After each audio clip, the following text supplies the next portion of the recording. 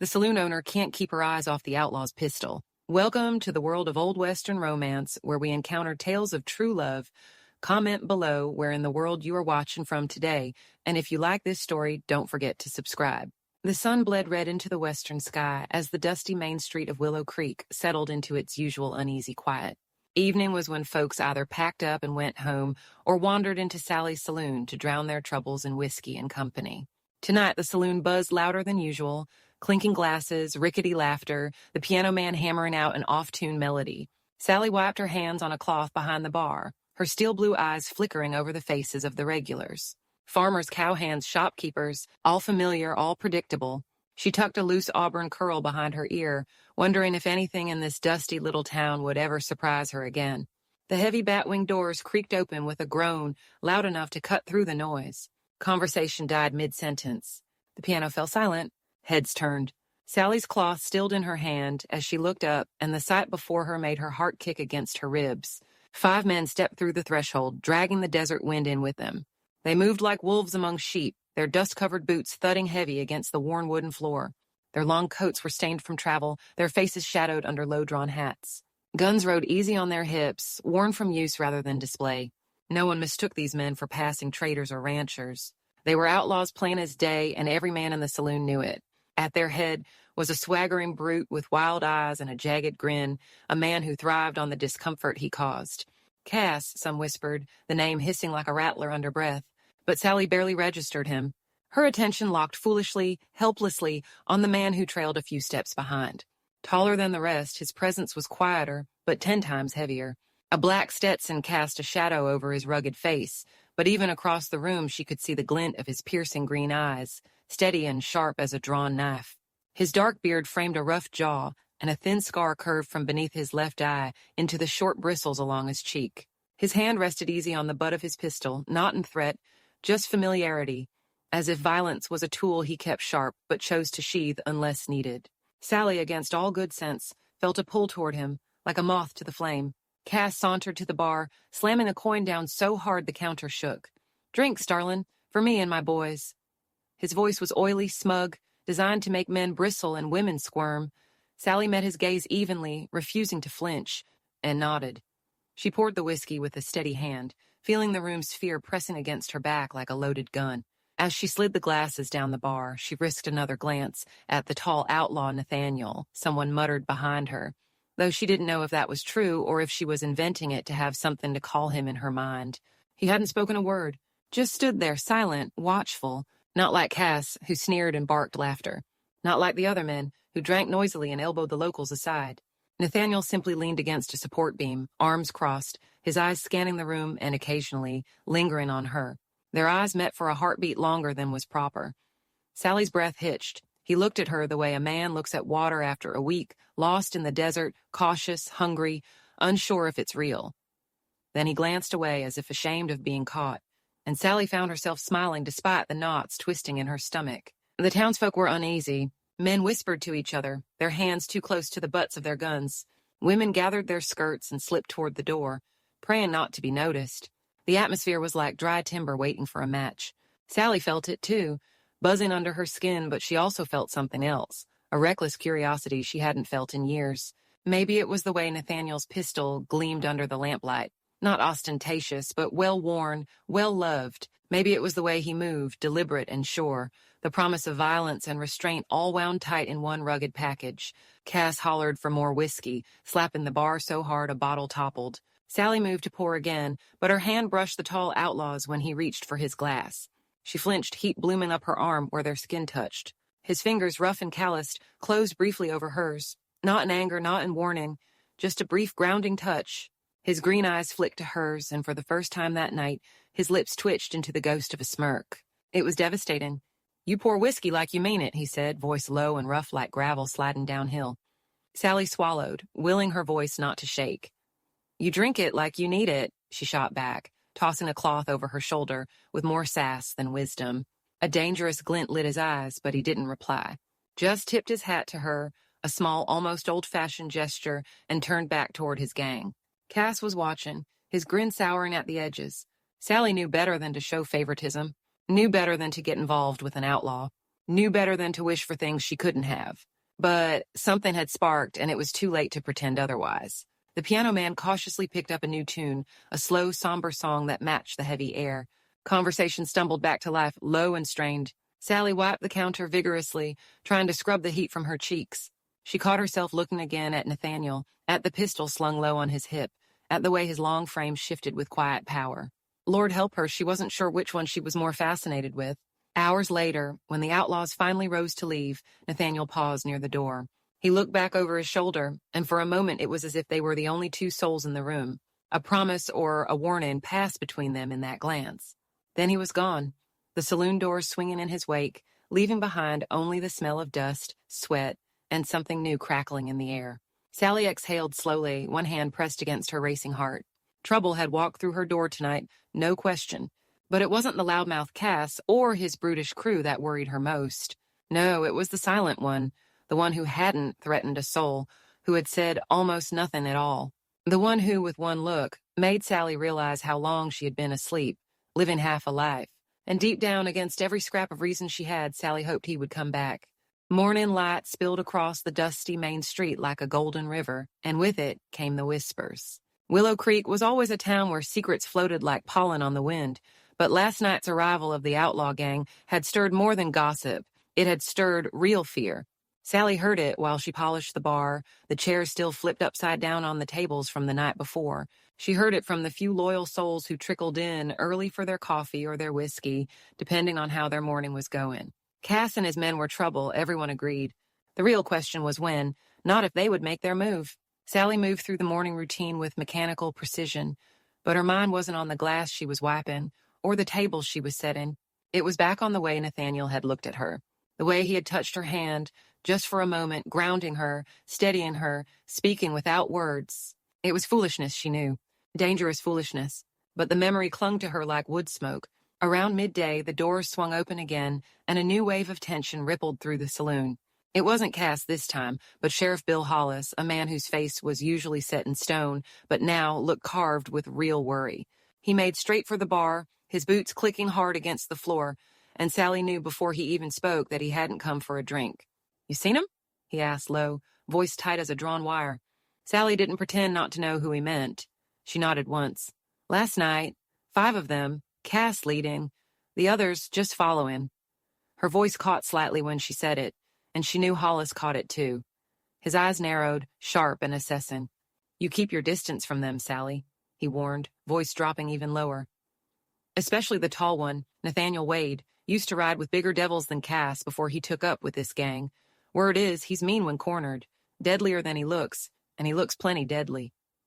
Sally set the glass down harder than she meant to. "He ain't raised a hand to anyone yet," she said, more defensively than was wise. Hollis leaned closer across the counter. "Yet," he echoed. "Mark me, girl. Men like that don't come into towns like this for the scenery." He straightened, throwing a few coins on the bar he didn't need to. "You're smarter than to get sweet on an outlaw. Don't let those pretty green eyes of his fool you." Sally watched him leave, jaw tight. Hollis meant well. He always had. But he didn't know what it was like to live day after day with nothing but memories and regrets for company. He didn't know what it was like to have something inside you flicker back to life after being cold for so long. She wasn't sweet on Nathaniel, she told herself firmly. She was cautious, curious maybe, not stupid. Still, as the day stretched into afternoon and the heat rose in shimmering waves off the street, Sally found herself glancing toward the windows every few minutes, looking for a tall shadow against the sun. When he didn't come, she told herself she was relieved. It was after sundown, when the lamps were lit and the piano man picked out a slow ballad, that the gang returned. They were louder this time, more reckless, slapping coins on tables, demanding stronger drinks. Cass laughed big and ugly, his voice carrying over the music, his hand heavy on the bar girls' waists. The locals shrank from them like rabbits from a circling hawk, but no one dared leave. Not yet. Sally's heart hammered as she watched the door swing once more, and then there he was. Nathaniel. He entered alone, a step behind the others, his black hat low over his brow, his movements loose but watchful. He scanned the room once briefly, but his gaze settled fast on Sally. Their eyes locked, and the noise and chaos around them faded into a dull roar. Nathaniel crossed the room slowly, every line of his body loose but ready, the way a coiled snake moves when it doesn't yet know if it needs to strike. He reached the bar and leaned an elbow on it, close enough that Sally could smell leather, dust, and something warm beneath it all. "You pour a hell of a whiskey," he said, in that low, rumbling voice. Sally smirked despite herself. "You make it disappear fast enough," she answered, sliding him a fresh glass before he could even ask. Their hands brushed again, deliberately this time, and something electric jolted through Sally's veins. She kept her face carefully neutral, but her pulse pounded so loudly she could barely hear herself think. Nathaniel didn't drink right away. Instead, he tapped the glass thoughtfully against the bar, his green eyes steady on hers. "Cass is fixin' for trouble," he said finally, so quiet only she could hear. "Best keep your folk clear tonight." Sally stiffened, every nerve ending suddenly on high alert. "What kind of trouble?" she asked, voice just as low. He shrugged one shoulder, slow and heavy. "The kind that breaks things. Scares good people. Maybe worse, if they ain't careful." He shifted, his voice dipping lower, almost gentle. "You ain't the sort that scares easy, I can see that. But don't mistake stubbornness for safety." Sally studied him, really studied him. This silent man with the hard face and the cautious heart. He wasn't warning her for Cass's sake. He was warning her because he cared, even if he didn't want to admit it. "I can take care of myself," she said. Not quite a boast, more a simple truth. Nathaniel smiled then, a real smile, small but real, and it softened the scar across his cheek somehow, made him look younger, less carved out of stone. "I don't doubt it," he said, and finally lifted the glass to drink. Cass's voice boomed across the room then, shattering the fragile moment. He was arm wrestling some poor fool from the lumber yard, cackling like a madman. Sally saw the quick flash of anger in Nathaniel's eyes before he masked it. "I best go keep the peace," he muttered, setting the glass down. "Least till we ride out tomorrow." "You're leaving?" Sally asked before she could stop herself. Nathaniel paused, then tipped his hat back enough for her to see his full face, rough and weary and a little sad. "Was never planning to stay," he said. "Men like me, we ain't built for peace." Before Sally could answer, he pushed away from the bar and melted into the chaos around Cass, his long frame cutting through the crowd like a knife through water. Sally watched him go, her heart sinking. She knew better. She did. But the thought of Nathaniel Wade riding away from Willow Creek tomorrow left her feeling hollow in a way she hadn't expected. And deep down, she knew she hadn't seen the last of the trouble he carried with him. Not by a long shot. The night dragged on with the heavy, uncomfortable weight of a storm that hadn't yet broken. The saloon, usually a place of laughter and noise, buzzed now with strained conversations and cautious glances toward the corner where Cass and his gang held court. Sally kept moving behind the bar, pouring drinks with a practiced hand, but her mind was elsewhere, her eyes darting again and again to where Nathaniel leaned against the far wall, half in shadow, silent and still, like a coiled rattlesnake. She knew he was watching everything. Cass's drunken boasts, the twitchy unease of the locals, the way the sheriff hadn't returned after warning her earlier. Nathaniel saw it all, just as Sally did, and yet he stayed back, biding his time. It wasn't fear that kept him there. It was calculation. He was waiting for the right moment, and Sally felt an uneasy thrill, realizing she trusted him to act when it mattered. Cass roared with laughter, slamming his mug down so hard that beer frothed over the rim. One of his men, a scrawny, weasel-faced fellow named Kemp, knocked over a chair on his way to the bar, demanding another round. Sally served him jaw tight, exchanging a brief glance with Nathaniel across the room. A message passed between them without a word. She wouldn't provoke these men, but she wouldn't cower either. It was later, when the saloon began to empty, when the honest men of the town finally decided it was safer to be home with their doors barred, that the real trouble started. Cass pushed away from his table, staggering slightly, but still dangerous, his eyes glinting with something meaner than whiskey. He sauntered toward the bar, his boots thudding loud in the now near-empty room, and Sally felt every muscle in her body tense as he approached. "You're a fine piece of work, darling," Cass slurred, planting his hand heavily on the bar. His breath reeked of stale beer and something fouler. "Bet you miss a real man keeping you warm at night." Sally straightened, refusing to back away. "I do just fine without," she said coolly, reaching for a glass to polish more out of defiance than necessity. Cass chuckled, a low, ugly sound. "Maybe you ain't been properly convinced." Before Sally could react, Nathaniel was there. He didn't make a scene. He didn't draw his gun. He simply appeared beside Cass, a silent wall of danger, his green eyes flat and cold. Cass turned to him, snarling, but the bravado faltered when he met Nathaniel's gaze. For a long moment, nothing moved. Then Cass slapped Nathaniel on the shoulder and barked a laugh, though there was no humor in it. "Don't worry, Nate," he said, voice thick with mockery. "Plenty of saloons out there. This one ain't worth getting strung up for." Nathaniel said nothing, just watched Cass with that unnerving stillness, like he was measuring him for a grave. Cass sneered and stumbled back toward his table, shouting for his men to get ready to ride come morning. Sally let out a slow breath she hadn't realized she was holding. Later, after the last of the drunks had stumbled out, and the night air cooled the sweat on her skin, Sally found herself outside, leaning against the railing of the saloon porch. The stars stretched endlessly overhead, uncaring of the human dramas unfolding below. She heard boots scuff against wood and turned to find Nathaniel there, standing a respectful distance away. "You all right?" he asked, voice low. "I've handled worse," Sally said, though the words rang hollow even to her own ears. Nathaniel stepped closer, his hat in his hand now, revealing the messy dark hair beneath. In the dim light, his scar looked almost silver against the tan of his skin. He stared out at the empty street for a long moment before speaking again. "You shouldn't have to," he said finally, almost to himself. Sally studied him, noting the way his shoulders tensed, the way his hand hovered near his hip, even now, ready to draw. She realized then that Nathaniel lived his whole life like this, half in the saddle, half in a grave he hadn't yet climbed into. She didn't know his full story, but she knew enough. Enough to know that he hadn't come to Willow Creek looking for trouble. Trouble had just followed him here, same as it always did. "Why are you really riding with Cass?" she asked, voice softer now, not accusing but curious. Nathaniel's jaw tightened. He looked at her then, really looked, and something shifted in his face, something unguarded. He leaned his arms on the porch rail beside her, his voice rough when he answered. "Didn't have much choice after the war," he said. "No land, no family left. Men like Cass, they offer a kind of brotherhood when you got nothing else. Better than starving alone. Least that's what I told myself." He paused, his gaze dropping to his hands. "A man makes enough bad choices, after a while he forgets where the line was supposed to be." Sally listened in silence. She could feel the weight of his words, the way he carried his guilt, like another weapon strapped to his belt. "You're not like them," she said simply. Nathaniel let out a breath that could have been a laugh or a sigh.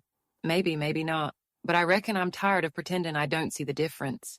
The porch light flickered in the night breeze. Somewhere down the street, a dog barked. In the quiet, the town felt like it was holding its breath, waiting for whatever was about to come. "You could stay," Sally said before she could stop herself. Nathaniel turned to her, his green eyes luminous in the dark. "Stay here. After tomorrow there'll be bounties on my head, bigger than this whole town's worth. You think they'll let me live a quiet life, pouring drinks and fixing chairs?" "I think you could try," she said stubbornly. "And I think you might find there are folks who don't scare easy." Nathaniel looked at her for a long, searching moment. Sally met his gaze without flinching. In that moment, the space between them felt alive, charged with something raw and real. He reached out then, slow enough that she could have pulled away if she wanted. His fingers brushed a loose curl from her cheek, tucking it behind her ear. His touch was gentle, reverent. "I ain't good for you," he murmured. Sally smiled, small and sad. "Maybe I'm not as good as you think." They stood there, the outlaw and the saloon owner, two broken souls trying to find some kind of footing in a world that had given them little kindness. For a heartbeat, the future didn't matter. Only the breath between them, the shared understanding that neither of them was as alone as they had thought. Cass's drunken shouting echoed from down the street, a brutal reminder that the night wasn't done with them yet. Nathaniel stepped back, his hand lingering a moment longer against her hair. "Get some rest," he said quietly. "Tomorrow's going to be rough." Then he was gone, his silhouette melting into the shadows, leaving Sally standing alone under the indifferent stars, her heart hammering against her ribs with hope and dread in equal measure. She didn't know what tomorrow would bring, but she knew one thing for certain. She would stand beside Nathaniel Wade, come what may. The sunrise came hard and bright, bleaching the dust in the street and turning every window pane into a square of gold. Sally woke earlier than usual, the restless tension of the night before coiling in her gut. She dressed quickly, lacing her boots and tucking a small derringer into the folds of her skirt. She wasn't foolish enough to think today would pass quiet. She had seen the way Cass's eyes glittered last night, the way his men grew more reckless with each passing drink. Something was coming, and she had the sinking feeling it would not be small nor clean. When she stepped into the saloon, she found Nathaniel waiting, sitting alone at a corner table with his hat pulled low over his eyes. He wasn't drinking, just sitting there with his long legs stretched out under the table, the morning sun catching the worn edges of his black coat. He looked up as she entered, and for a moment neither spoke. There was no need. They both knew what was coming. "They're planning to hit the bank," Nathaniel said, without preamble, his voice rough with sleep and grim certainty. "Soon as the noon train rolls in, they'll grab what they can, maybe take hostages, and run." Sally sucked in a breath, her hands curling into fists at her sides. "And you?" she asked, not bothering to soften the question. Nathaniel pushed back his hat, revealing eyes that were bloodshot but steady. "I'm not riding with them," he said simply. "Not anymore. Not after last night." Relief flooded through Sally, swift and fierce, but it was tempered by fear.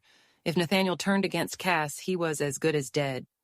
She crossed the room and sat opposite him, lowering her voice to a sharp whisper. "Then what are we going to do about it?" Nathaniel gave a grim smile, one that didn't reach his eyes. "You're going to stay out of it if you've got any sense. Me and Hollis will handle it." Sally shook her head, auburn curls bouncing against her cheeks. "Hollis left town early this morning," she said. "Went to fetch a marshal from Dry Creek. He won't be back in time. It's just us." For a moment, Nathaniel closed his eyes, as if weighing the crushing weight of inevitability against the razor-thin sliver of hope she offered. When he opened them again, they were hard and clear. "All right," he said, "but you do exactly what I say." Sally nodded once, fierce and sure. She had no illusions about her role in this. Nathaniel was the one who knew the men they were facing, knew the way outlaws thought and fought. She trusted him with her life and, in a way, with the lives of everyone in Willow Creek. Nathaniel laid out a plan in a low, steady voice. Sally would clear the saloon before noon under the guise of a broken keg. She'd bolt the side doors and rig a distraction. Something loud, something unexpected, to draw Cass and his men into the open. Nathaniel would handle the rest. Simple in theory, deadly in practice. The hours crawled by with the unbearable slowness of a clock ticking toward execution.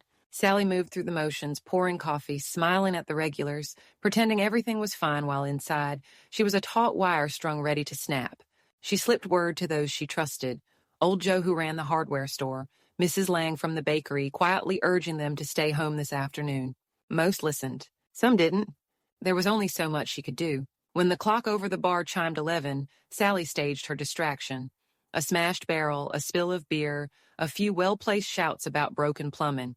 The saloon emptied with a low grumble of dissatisfied customers, most of them eager to get clear once they realized Cass's gang was hanging around the town square, pretending disinterest while casing the bank. Sally bolted the side doors, locked the windows, and slipped behind the bar where Nathaniel waited, his pistol already drawn, but held low against his leg.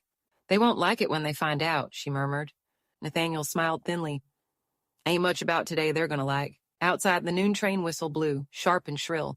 Cass and his men moved fast then, shoving their way toward the bank, guns drawn. The few townsfolk still around, scattered like leaves before a storm.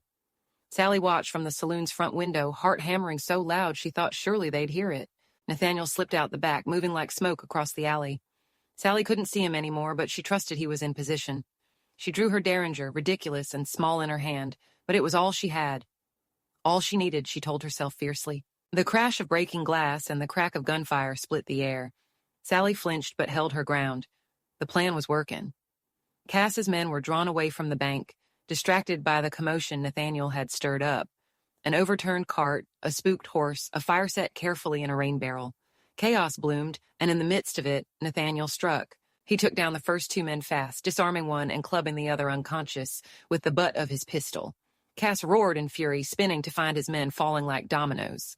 He caught sight of Nathaniel then, and the realization twisted his face into something monstrous. "You goddamn traitor!" Cass bellowed, raising his shotgun. Nathaniel dove behind a hitching post, bullets tearing splinters from the wood. Sally couldn't see everything from her vantage, but she could see enough. The blur of movement, the gleam of gunmetal, the raw, brutal choreography of survival. Cass's remaining man made a break for the saloon, perhaps thinking to take a hostage. Sally didn't think. She raised her derringer and fired. The shot was barely more than a pop, but it struck true, hitting the man in the leg and sending him sprawling with a howl of rage and pain. Nathaniel seized the moment. He rose from cover and leveled his gun at Cass, who hesitated, torn between revenge and survival. In that heartbeat of indecision, Sheriff Hollis finally roared into town with a posse at his heels, rifles raised and orders shouted. Cass dropped his gun with a snarl, beaten but not broken. Hollis slapped irons on him, spitting curses the whole time. The remaining outlaws were rounded up swiftly, bloodied and cursing, but alive. It was over. Sally sank to the floor behind the bar, shaking with adrenaline, her derringer slipping from numb fingers. She heard the saloon doors creak and slam, heavy boots thudding toward her. A shadow loomed, blocking out the light, and for one terrible second she thought it was Cass come back for revenge. But then a rough, familiar hand was gripping hers, pulling her to her feet, and she found herself staring into Nathaniel's green eyes, wild and alive. "You all right?" he rasped. She managed a nod, then a choked laugh. "You." He shrugged, blood trickling from a shallow scrape on his forehead. "I've had worse mornings." Before she could think, before she could second guess, Sally threw her arms around him, burying her face against his chest. Nathaniel stiffened for a heartbeat, then his arms wrapped around her, crushing and warm and real. They stood like that in the wreckage of the saloon, two survivors clinging to each other as the town rebuilt itself around them. The days that followed moved like a river after a flood-fast, muddy, filled with debris that needed clearing before anything good could grow again. Willow Creek buzzed with activity as townsfolk repaired broken windows, patched bullet holes, and whispered endlessly about the shootout that had almost torn their quiet lives apart.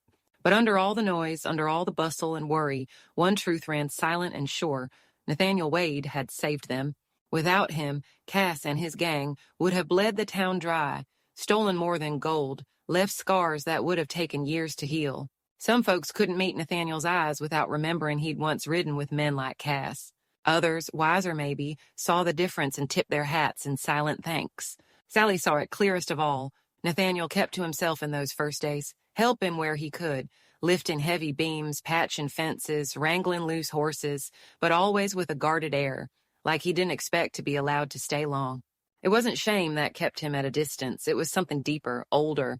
A man used to being run out of places before he could put down roots. Sally watched him quietly, letting him move at his own pace, but her heart tugged painfully each time he disappeared from the saloon after a few quiet words and a half-hearted smile. She wanted to call him back, to demand he stop acting like he didn't belong here, but she held her tongue. Nathaniel Wade didn't need another person trying to tie him down with guilt or gratitude. He needed someone who would look him in the eye and say, simply, "Stay." It was nearly a week after Cass's capture when the opportunity finally came. The saloon was quiet that evening, the piano man playing a slow, mournful tune in the corner. The worst of the repairs were done. Sally stood behind the bar polishing glasses, not because they needed it, but because it kept her hands busy. Nathaniel sat at a table near the window, nursing a drink he hadn't touched, staring out at the sunset, painting the sky in the bruised purples and fiery oranges. The scar on his cheek caught the light, a pale line across the rugged landscape of his face. She watched him a long moment, then made her decision. Wiping her hands on her apron, she walked around the bar and approached his table. He looked up as she drew near, green eyes tired but alert. "Mind some company?" she asked lightly, though her heart thudded against her ribs. He gestured to the empty chair opposite him. "Ain't my saloon," he said, the faintest hint of teasing in his voice. Sally sat, folding her hands on the table between them. For a few moments neither spoke. The silence between them was not uncomfortable. It was full, heavy with all the things they hadn't yet said. Finally, Nathaniel broke it. "I figure it's about time I moved on," he said quietly. "Folks are uneasy enough with me here. No sense stretching their nerves thinner." Sally felt the words like a fist to the gut, but she kept her face calm. "And where would you go?" He shrugged, a loose, hopeless gesture. "Plenty of places where a man like me can disappear. Further west, maybe. Somewhere no one's heard my name." "You think running will change what you've done?" she asked, not unkindly. Nathaniel looked at her, something raw flashing through his eyes. "Ain't about what I've done. It's about what folks believe I've done. Difference don't matter much when you're looking down a rifle barrel." Sally leaned forward, lowering her voice so only he could hear. "It matters to me." The words hung between them, simple and heavy. Nathaniel stared at her like he was trying to memorize her face, like he thought it might be the last time he'd see it. Sally reached across the table and took his hand in hers, threading their fingers together. His hand was big, rough with calluses, but he didn't pull away. "You don't have to keep running, Nathaniel," she said, voice trembling just a little. "Not from me, not from this town. You've done more good here in a week than most men do in a lifetime. That ought to count for something." He closed his eyes for a moment, breathing deeply as if her words were something he could soak into his bones. When he opened them again, the mask he always wore had slipped, and what she saw there made her breath catch. A longing so fierce, so desperate, it was almost painful to witness. "You sure about that?" he asked, voice low and hoarse. "You sure you want to hitch yourself to a man like me?" Sally squeezed his hand. "I'm sure." For a long moment he didn't move, just stared at her like she was the last solid thing in a world built of dust and lies. Then, slowly, he rose from his chair, pulling her up with him. They stood together in the fading light, the saloon quiet around them, the world fallen away. Nathaniel reached out and cupped her cheek, his thumb brushing gently against her skin. Sally leaned into his touch without hesitation. He bent his head, slow and deliberate, giving her every chance to pull away. She didn't. Their lips met, and the kiss was everything she had dreamed and feared it would be, fierce, tender, desperate, sweet. It wasn't the kiss of a man stealing a moment before riding off into the sunset. It was the kiss of a man who had finally decided to stay. When they broke apart, Sally rested her forehead against his, breathing him in. "Stay with me," she whispered. "We'll figure it out together." Nathaniel laughed then, a deep rumbling sound that made her heart soar. "Reckon I ain't much good at anything else," he said, pulling her close. They stayed like that for a long time, two battered souls finding peace in each other. Later, when the lamps were lit and the townsfolk came drifting in for their evening drinks, they found Sally and Nathaniel side by side behind the bar, pouring whiskey and handing out cards with easy smiles. The town accepted him in the way only small towns could, with gruff nods and muttered welcomes, pretending they hadn't been scared witless of him a week ago. Nathaniel hung his pistol on the wall behind the bar, next to the old rifle that had belonged to Sally's late husband, a silent promise that he wasn't planning to use it again anytime soon. As the night deepened and the stars blazed overhead, Sally caught Nathaniel looking at her from across the room, a small smile playing on his lips. She smiled back, her heart light and sure. Willow Creek had gained more than peace that day.